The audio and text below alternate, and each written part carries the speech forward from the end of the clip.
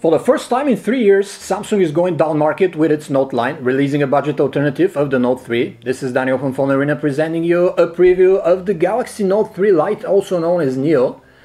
It scales down on specs, sporting a 5.5-inch 720p HD display instead of the 5.7 1080p one on the Note 3. It has a slower processor, 2GB of RAM instead of 3, and an 8-megapixel camera instead of the 13-megapixel shooter on the Note 3. On the other hand, this mid-range phablet is identical with the flagship in terms of design, software features, and the venerable S Pen stylus. It's absolutely the same one. We also get a large 3100 mAh battery that is just shy of the 3200 mAh unit in the Note 3, which bodes well for the perspective endurance. Let's check it out. The new Note is shorter and less wide than the Note 3, and it's actually almost as large as the 5-inch Sony Xperia Z1, as you can see. And this one here has a 5-inch display, while the new Note has a 5.5-inch screen. This makes it more pocket-friendly and easier to operate with one hand than the typical phablets of late, despite the hearty 5.5-inch screen. Granted, the top left or right quadrant of the panel would still be forbidden for your thumb, but at least you're able to reach the context menu or the home keys without the immediate risk of dropping the new Note 3. Just like the flagship, the outer appearance of this mid-ranger is done in the new Samsung stylistic of metal imitating side rim and a removable back cover that resembles notebook leather with the stitching accents on the side and all.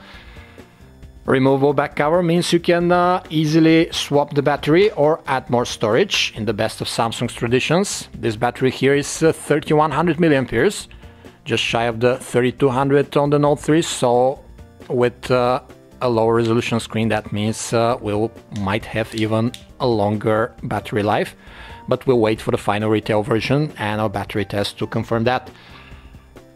The S Pen stylus is tucked the same way you'll find it on the Note 3, with the same apps. It's here in the lower right corner and it's side agnostic, doesn't matter which side you pop it back in. Overall, the handsets look, scream, hey, I'm a Note, I'm just smaller. The new Note sports a 5.5-inch display which has 720 by 1280 pixels of resolution that result in 267 ppi pixel density. The panel is also the biggest difference when you compare it to the 5.7-inch 1080p screen of the flagship that flaunts a nearly 400 ppi pixel count.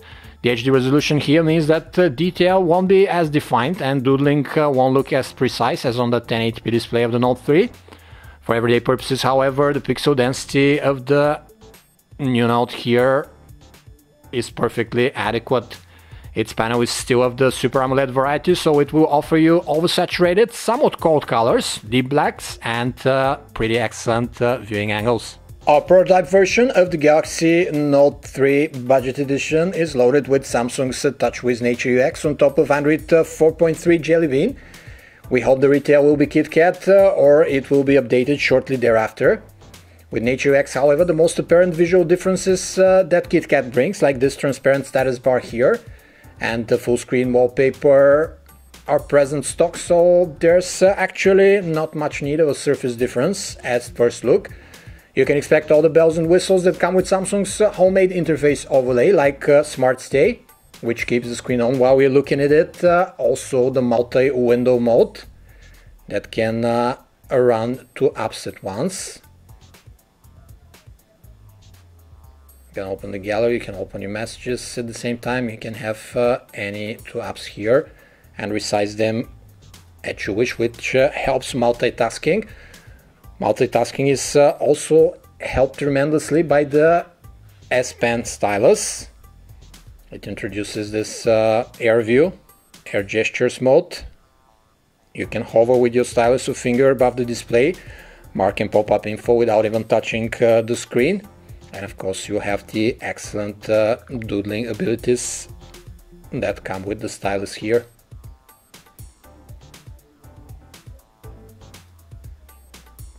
As you can see, it's not bad, this doodling on the HD display. It has enough definition and precision, even though we don't have a full HD screen. We got a new kit on the Exynos block, and it is the hexa-core processor found in the Note 3 Lite. 6 cores, 2 ARM Cortex-A15 clocked at 1.7 and 4 clocked at 1.3.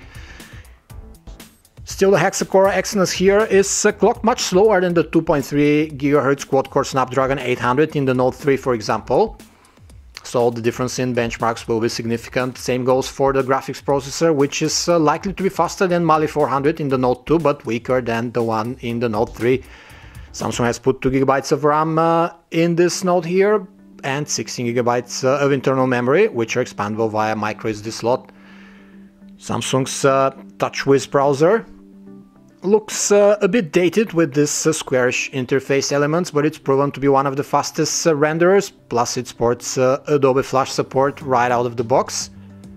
And this here new Note offers plenty of connectivity radios such as Wi-Fi, Wi-Fi Direct. It has Bluetooth 4.0, assisted GPS, DLNA and FM radio.